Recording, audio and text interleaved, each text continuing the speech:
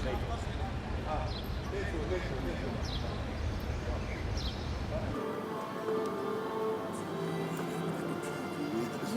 it's I always believe they're the key to the solution. They've got all the trillions of dollars, and the public sector hasn't.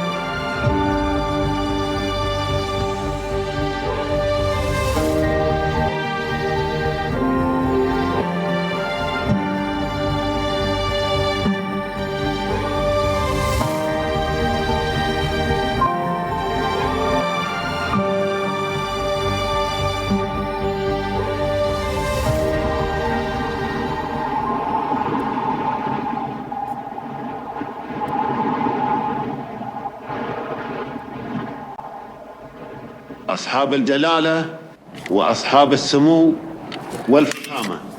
Your Majesties, Your Excellencies, السلام عليكم Your Highnesses, ورحمة الله esteemed guests, peace be upon you all. جميعا. We welcome you all to your دولة الأمارات second land, ونرحب second بالوفود كلها homeland, the UAE. We welcome all the مؤتمر المناخ. delegates that came here for this الله نشكره climate conference. على ما عنه We praise be to Allah وحباب for His blessings. الأرض.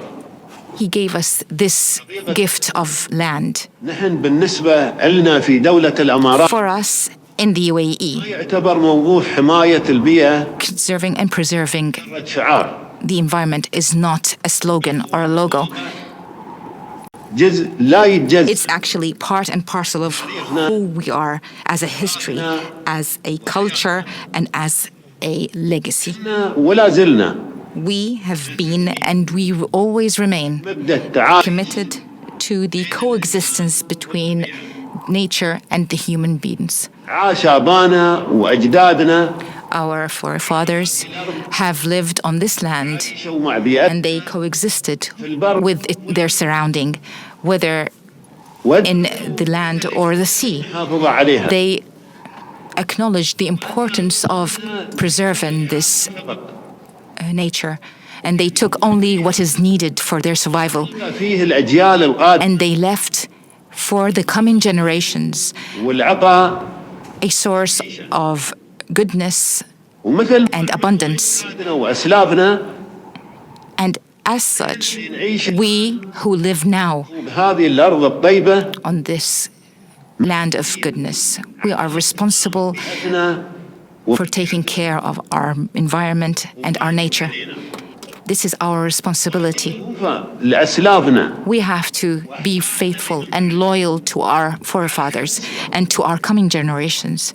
بتعيش الأجيال القادمة The coming generations will live in a world that is very different than what we have experienced and what we have become accustomed to. And this is why we have to prepare ourselves and our people and our children for the new world. حماية بيئتنا والمحافظة عليها Preserving the environment and conserving it is our responsibility not only as people or as groups, but also as governments. يتبادر. The governments should be the ones who take initiatives. And I call upon you and encourage you today that you work for achieving one goal, الأجيال القادمة to work for the coming generations مصلحة and achieve what's good for their future. العالم أجمع. I also call upon the entire world to take this opportunity هذا in this meeting بلد السلام in the land سامح of peace للتعاون and coexistence and tolerance, ونبذ الخلافات to والتوصل إلى اتفاق يروي الجبال forfeit or forsake any feuds or any quarrels and build bridges of ونمشي قدم love المستقبل. and understanding in order to walk hand in hand together towards the future. نعمر الأرض. We have to build the land. We have to cultivate it. Our destiny is one. واحد We are keen والمصلحة وحدة. because our interest is one. وحدة. Our happiness, our joy is one. We all aim to achieve the same goal. الله. Best of luck in achieving this. Peace be upon you all. The reality is that despite all the effort that's been made here, things are going in the wrong direction. We are in the fight of our lives and we are losing. There are too many things dividing our world at this moment. We are heading in the right direction, but nowhere near fast enough. Whether it will be enough will define this summit.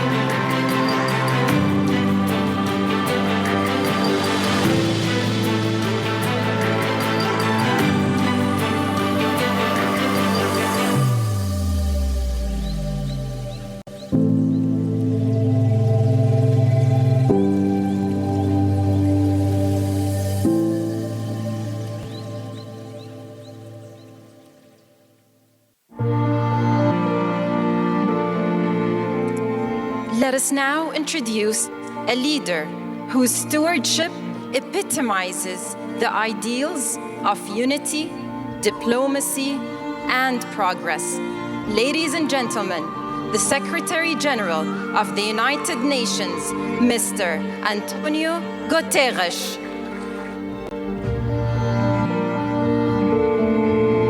Contributions to the fund. I hope many more will follow. Thankful that the COP28 agenda was voted and to raise climate ambition and to translate those ambitions. Excellencies, this afternoon will be Prime Minister of India. Distinguished delegates, UNFCCC was born in Texas. Those islands and the wealth of culture and history they represent.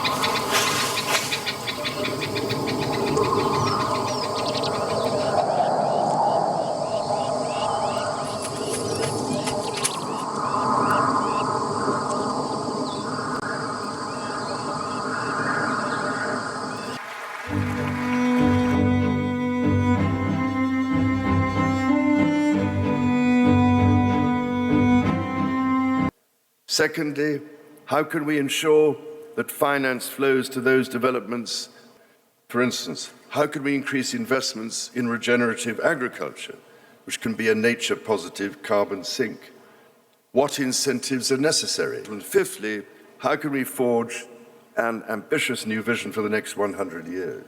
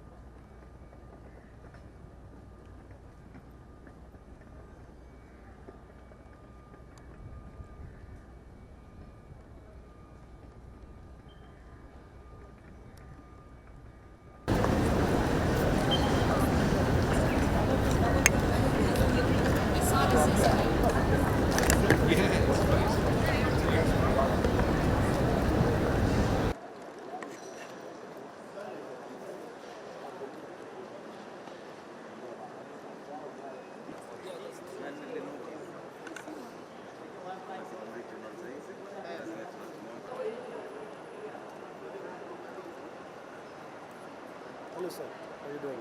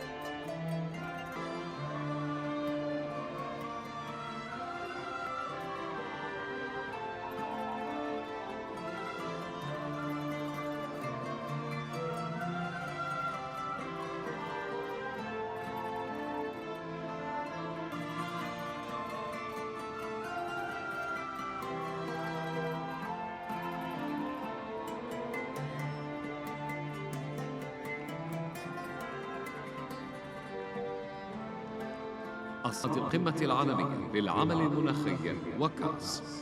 Your Majesties, Your Highnesses, Your Excellencies, thank you. At this moment, we kindly invite you to join us to the World Climate Action Summit, WACAS Hall.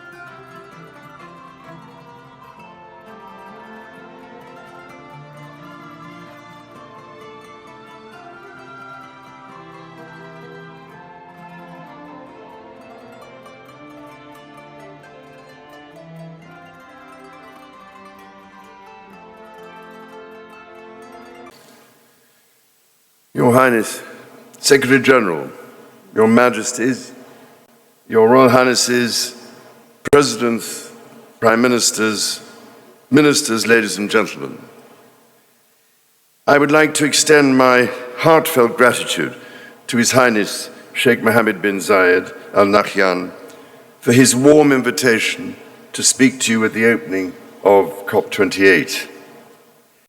8 years ago, I was most touched to be asked to speak at the opening of COP21 in Paris, which of course culminated in the Paris Agreement, a landmark moment of hope and optimism when nations put differences to one side for the common good. I pray with all my heart that COP28 will be another critical turning point towards genuine transformational action at a time when already, as scientists have been warning for so long, we are seeing alarming tipping points being reached. I've spent a large proportion of my life trying to warn of the existential threats facing us over global warming, over climate change and biodiversity loss. But I was not alone. For instance, Sheikh Mohammed's dear father, Sheikh Zayed, was advocating for clean energy at a time even before the United Arab Emirates as such came into being. All these decades later, and despite all the attention, there is 30% more carbon dioxide in the atmosphere now than there was back then, and almost 40% more methane. Some important progress has been made, but it worries me greatly that we remain so dreadfully far off track, as the Global Stocktake report demonstrates so graphically. The dangers are no longer distant risks. I have seen across the Commonwealth and beyond countless communities which are unable to withstand repeated shocks, whose lives and livelihoods are laid waste by climate change. Surely, real action is required to stem the growing toll of its most vulnerable victims. Repeated cyclones batter vulnerable island nations like Vanuatu and Dominica. India, Bangladesh, and Pakistan have been experiencing unprecedented floods, and East Africa is suffering a decades-long drought. This past summer, in common with Spain, Greece, the United States, and many other countries, Canada experienced its most severe wildfire season on record, with 18.5 million hectares of land burned, causing terrible loss of life and property, and of course, releasing enormous amounts of greenhouse gases that contribute to dangerous feedback loops to which climate scientists have been alerting us for decades. As I've tried to say on many occasions, unless we rapidly repair and restore nature's unique economy based on harmony and balance, which is our ultimate sustainer, our own economy and survivability will be imperiled. Records are now being broken so often that we are perhaps becoming immune to what they are really telling us. When we see the news that this last Northern Hemisphere summer, for instance, was the warmest global average temperature on record, we need to pause to process what this actually means. We are taking the natural world outside balanced norms and limits and into dangerous, uncharted territory. We are carrying out a vast, frightening experiment of changing every ecological condition all at once, at a pace that far outstrips nature's ability to cope. As we work towards a zero-carbon future, we must work equally towards being nature positive. With what we are witnessing, our choice now is a starker and darker one. How dangerous are we actually prepared to make our world? Dealing with this is a job for us all. Change will come by working together and making it easier to embrace decisions that will sustain our world, rather than carry on as though there are no limits or as though our actions have no consequences. As you gather, ladies and gentlemen, for these critical negotiations, the hope of the world rests on the decisions you must take. I can only encourage you to consider some practical questions which might inform the task ahead of you.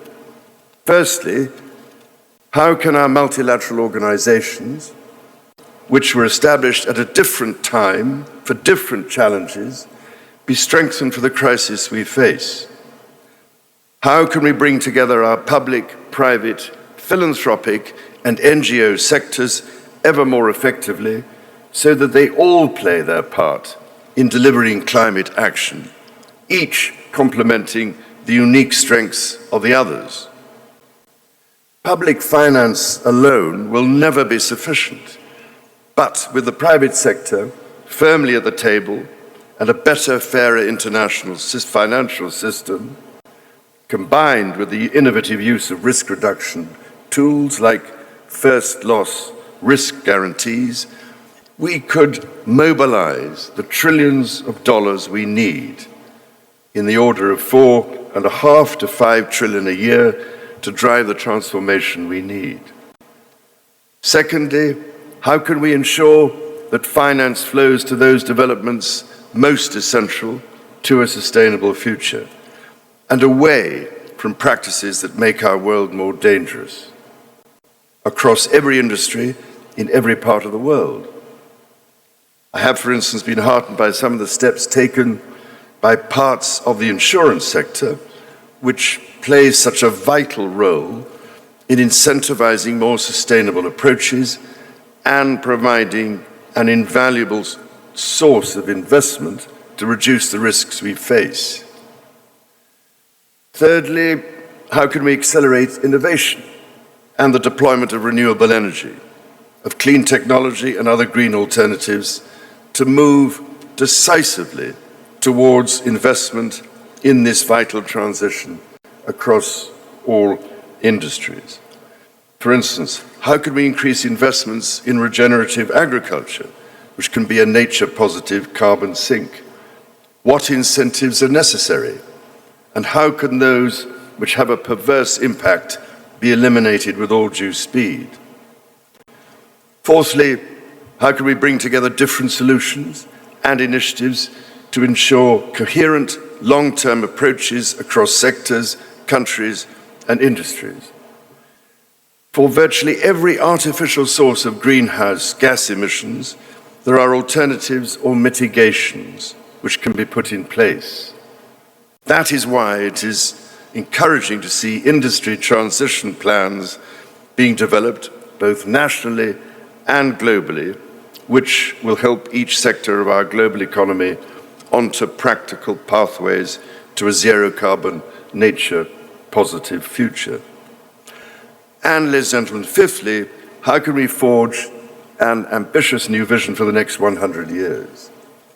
How can we draw on the extraordinary ingenuity of our societies, the ideas, knowledge, and energy of our young people, our artists, our engineers, our communicators, and importantly, our indigenous peoples, to imagine a sustainable future for people everywhere, a future that is in harmony with nature, not set against her. Ladies and gentlemen, in your hands is an unmissable opportunity to keep our common hope alive. I can only urge you to meet it with ambition, imagination, and a true sense of the emergency we face, and together with a commitment to the practical action upon which our shared future depends. After all, ladies and gentlemen, in 2050, our grandchildren won't be asking what we said. They will be living with the consequences of what we did or didn't do. So if we act together to safeguard our precious planet, the welfare of all our people will surely follow. And we need to remember, too, that the indigenous worldview teaches us that we are all connected, not only as human beings, but with all living things and all that sustains life. As part of this grand and sacred system, harmony with nature must be maintained. The earth does not belong to us. We belong to the earth.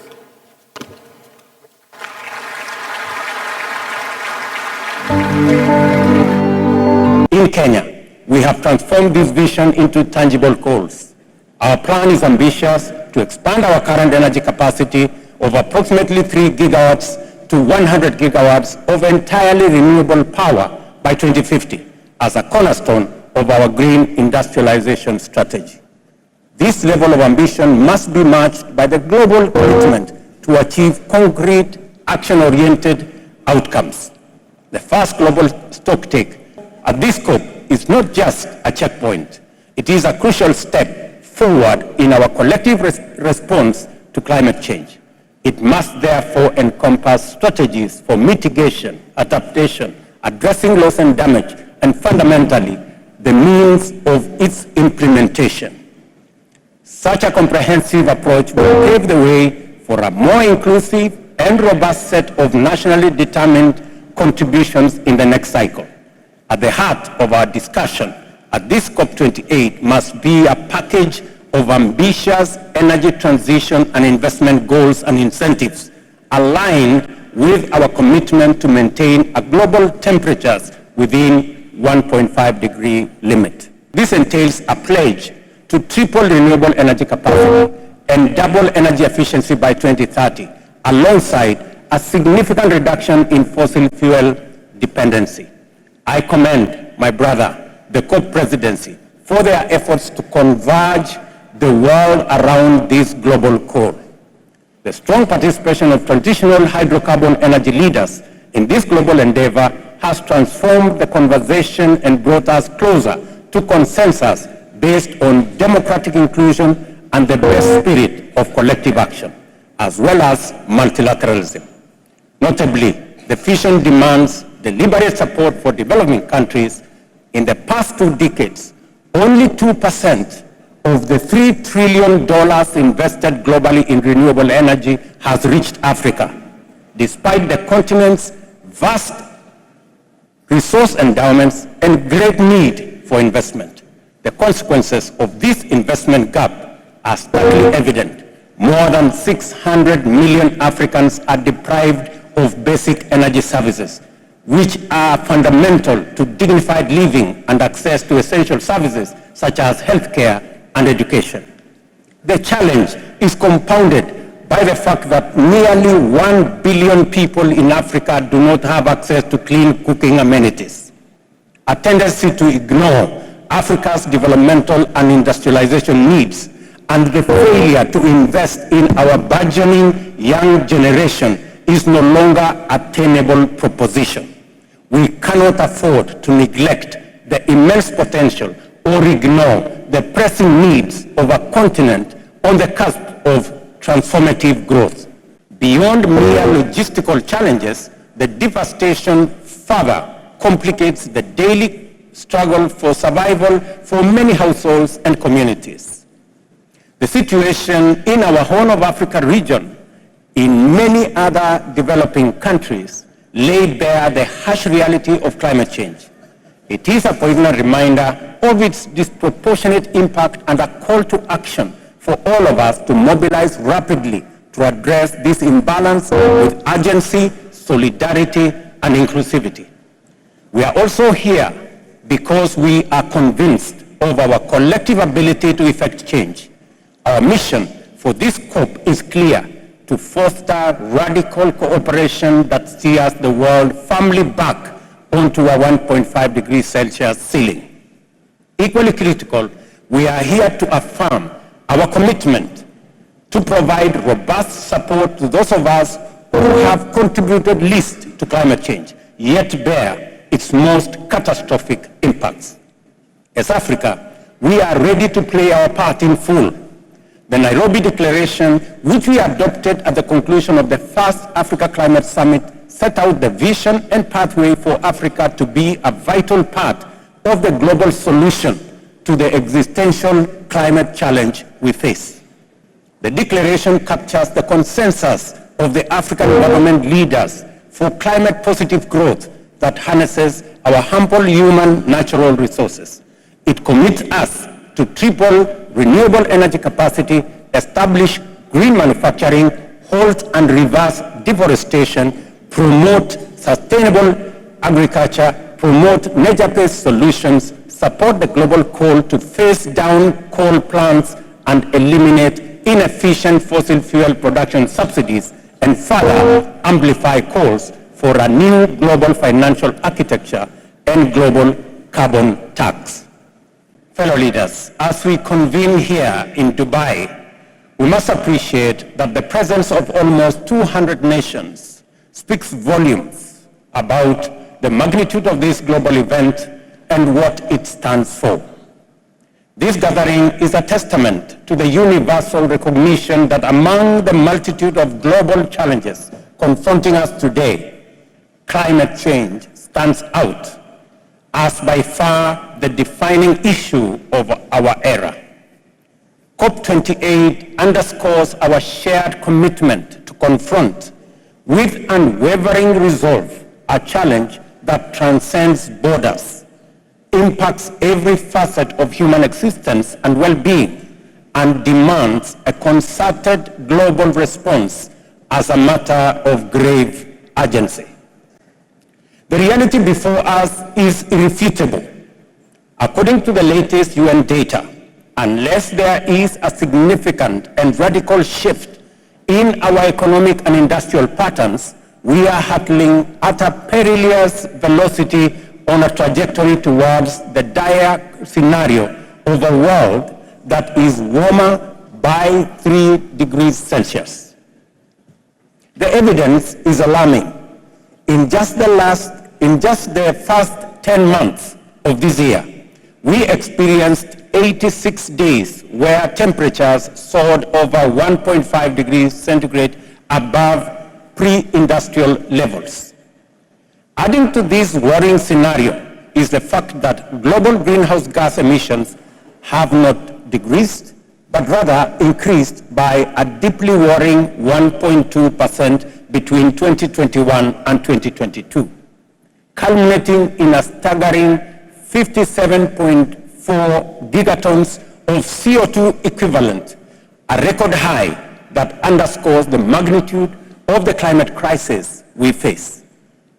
We must add that all the increases were experienced in the G20 countries, and many of them are here and they are listening.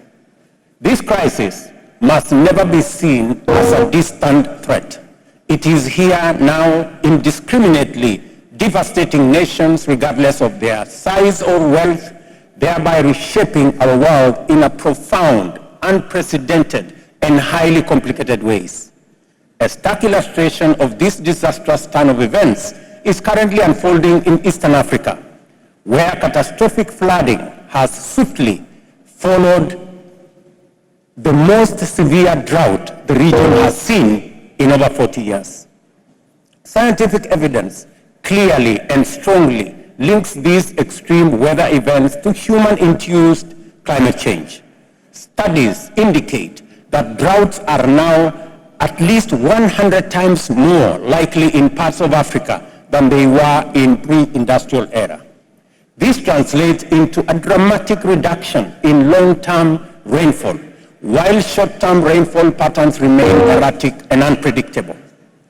All of us are already living in this dire reality.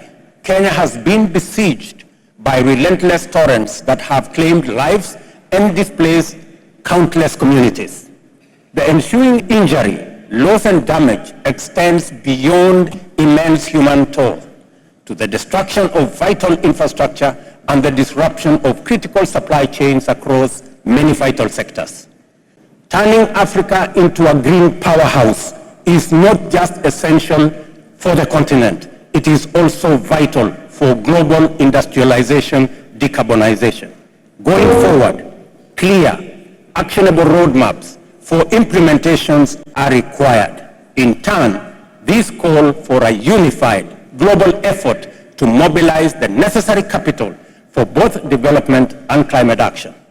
To echo the consensus projected at the Paris Summit, we must establish a new global financing pact which ensures that no country is ever forced to choose between its development aspirations and necessary climate action.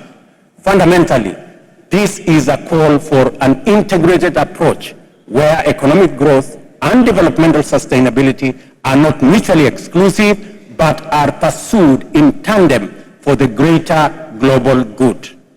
The urgency and magnitude of our task calls for far greater transformation than the incremental progress we have seen over the past 30 years. We need to execute quantum leaps in terms of both our strategic actions and technological innovation. What lies at stake is more than just a climate issue. It is a matter of guaranteeing dignified living and livelihoods for billions who lack basic necessities. Our response must match the scale of this global challenge with boldness and innovation. Given this context, the long-standing adversarial dynamic between global North and global South proves practically counterproductive. This division has hindered our ability to unite and leverage our collective strengths and robbed us of tremendous opportunities. Yet, in the face of a threat that endangers the health of our planet and our very existence, we must find in collective action a force that neutralizes and transcends these divisions. Climate change does not respect artificial distinctions, traditional boundaries, or old antagonisms. Instead, it should unite us against a shared, borderless challenge. Consequently, our approach must be collaborative, inclusive, and anchored in justice. This means making decisions that prioritize the well-being of every person while acknowledging that climate action is inextricably linked to social justice and equity. In this room, ladies and gentlemen, we have the power, the means, and most of all, the responsibility to act. The world is watching, and what we deliver at COP28 will be a testament of whether we are capable guardians of this planet and competent stewards of its stability. COP28 and the global stocktake are elements of a strong and clear call to conscience on behalf of the global community.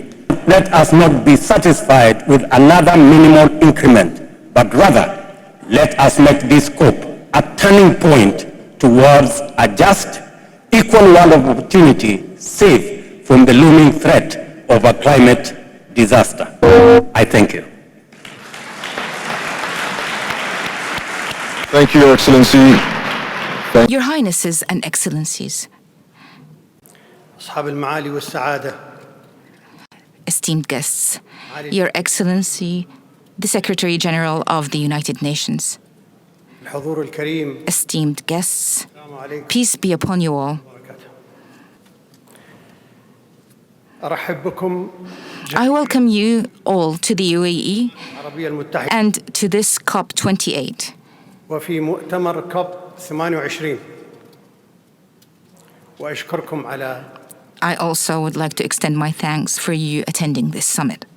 يأتي اجتماعنا اليوم This meeting comes at a time when the world faces many challenges. ومن أهمها The most significant and crucial of which is the climate change and its impact on all aspects of life. الحضور الكريم. Ladies and gentlemen, دولة الإمارات esteemed guests, the UAE has an established record in climate action. لقد قمنا على مدى العقود We have worked over the past decades in order to diversify our economy and build our capabilities in renewable and clean energy sectors.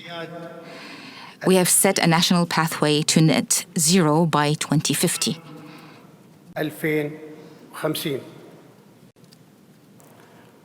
والتزمنا بخفض The UAE has also been committed to a 40% reduction in emissions by 2030.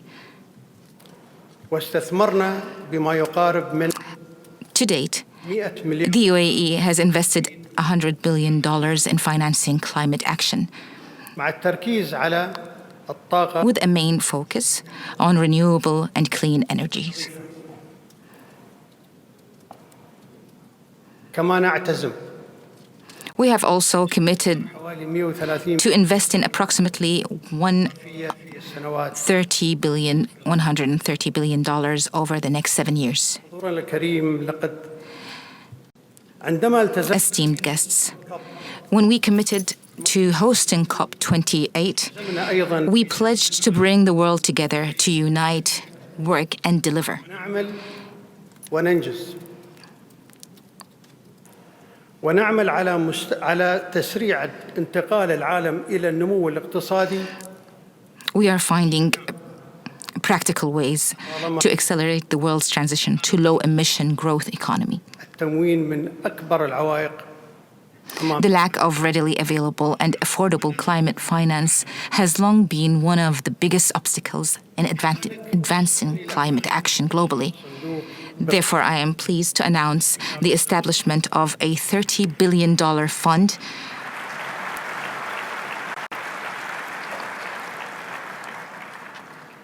يسرني الإعلان عن إنشاء صندوق Once again, I am pleased to announce the establishment of a $30 billion fund for global climate solutions. والذي تم This fund لسد فجوة is specifically designed to bridge the climate finance gap, ensuring availability and accessibility as well as affordability at scale. يهدف الصندوق إلى Its objective is to stimulate the raising and investment of $250 مليار $250 billion by 2030. 30. حضور الكريم Ladies and gentlemen, قبل أن أختتم before I close, كلمتي اسمحوا لي I would like to tell you a short story. قائد آمن بحب الأرض It's a story about a pioneer that believed in loving nature and his land and preserving its resources. A leader that worked hand in hand with his people in order to cultivate this great land. He was always aware that the true wealth is the people. Our accomplishments stand witness for all that he has set the ground for in order to achieve a future that is brighter than ever. He is the leader, Sheikh Zayed bin Sultan Al Nahyan, founding father of the UAE.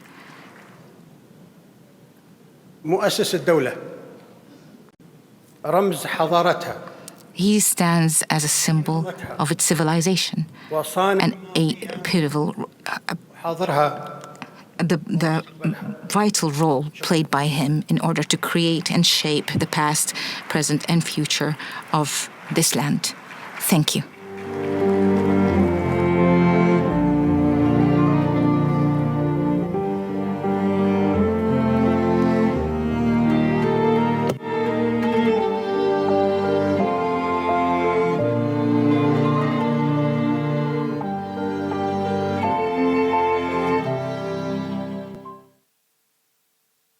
Your Highness, Sheikh Mohammed bin Zayed Al Nahyan, President of the United Arab Emirates.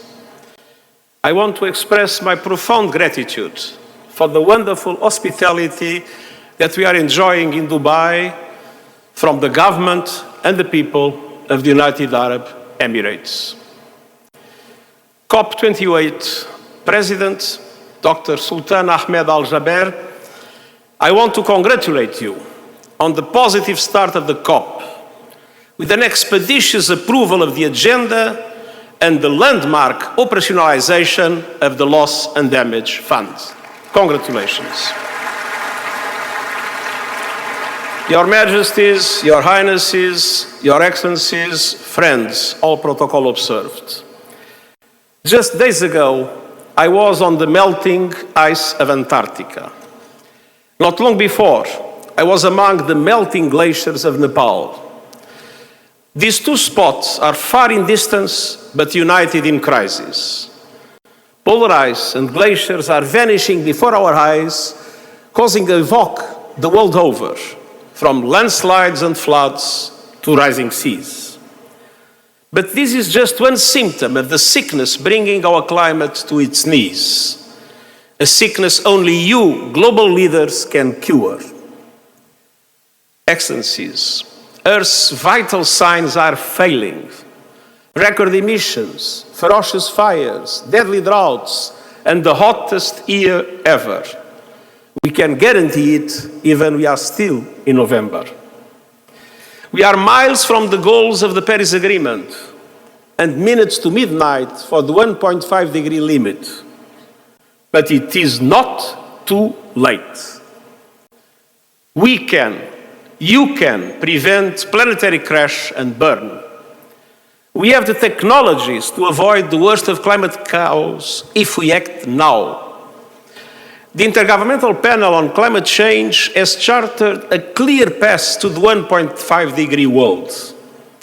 But we need leadership, cooperation, and political will for action, and we need it now. It's true, our world is unequal and divided.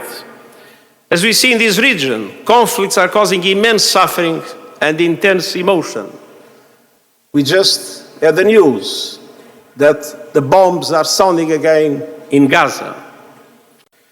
And climate chaos is fanning the flames of injustice.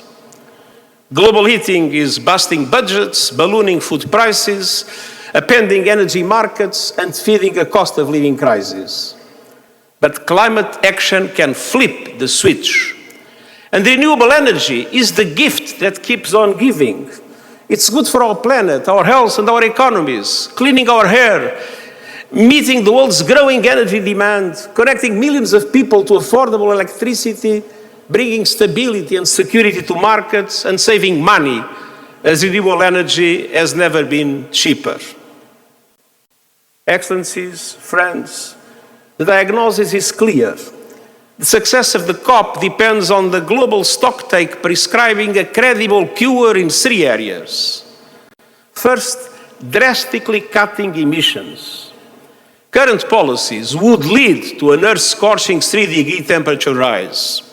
So the global stocktake must set clear expectations for economy-wide national determined contributions presented by all countries that cover all greenhouse gases and align with 1.5-degree limit. The G20, which represents 80% of the world's emissions, must lead. And I urge countries to speed up their net zero timelines to get there as close as possible to 2040 in developed countries and 2050 in emerging economies. We cannot save a burning planet via fire hose of fossil fuels. We must accelerate a just, equitable transition to renewables. The science is clear. The 1.5-degree limit is only possible if we ultimately stop burning all fossil fuels. Not reduce, not abate, phase out with a clear time frame aligned with 1.5 degrees. And the global stocktake must not only commit to that, it must also commit to triple renewables, double energy efficiency, and bring clean energy to all by 2030. The economics are clear. The global shift to renewables is inevitable. The only question is how much heating our planet will endure before it happens. Intergovernmental Panel on Climate Change is recommending ending our addiction to coal by 2030 in OECD countries and 2040 for the rest of the world. At the same time, according to the International Energy Agency, the oil and gas industry accounts for just 1% of clean energy investment. So allow me to have a message for fossil fuel company leaders. Your old road is rapidly aging. Do not double down on an obsolete business model. Lead the transition to renewables using the resources you have available. Make no mistake, the road to climate sustainability is also the only viable pathway to economic sustainability of your companies in the future. And I urge governments to help industry make the right choice by regulating, legislating, putting a fair price on carbon, ending fossil fuel subsidies, and adopting a windfall tax on profits. Excellencies, third, climate justice is long overdue. Developing countries are being devastated by disasters they did not cause. Extortionate borrowing costs are blocking their climate action plans, and support is far too little, far too late. The global stocktake must commit to a surge in finance, including for adaptation and loss and damage. And it must support reform of the multilateral development banks to leverage far more private finance at reasonable costs for developing countries in climate action. And developed countries must show how they will double adaptation finance to $40 billion a year by 2025, as promised, and clarify how they are delivering on the $100 billion as promised. Excellencies, the climate challenge is not just another issue in your inbox. Protecting our climate is the world's greatest test of leadership. And so I urge you to lead. Humanity's fate hangs in the balance. Make this COP count. Make this COP a game changer. Make this COP the renewal hope in the future of humankind. Thank you.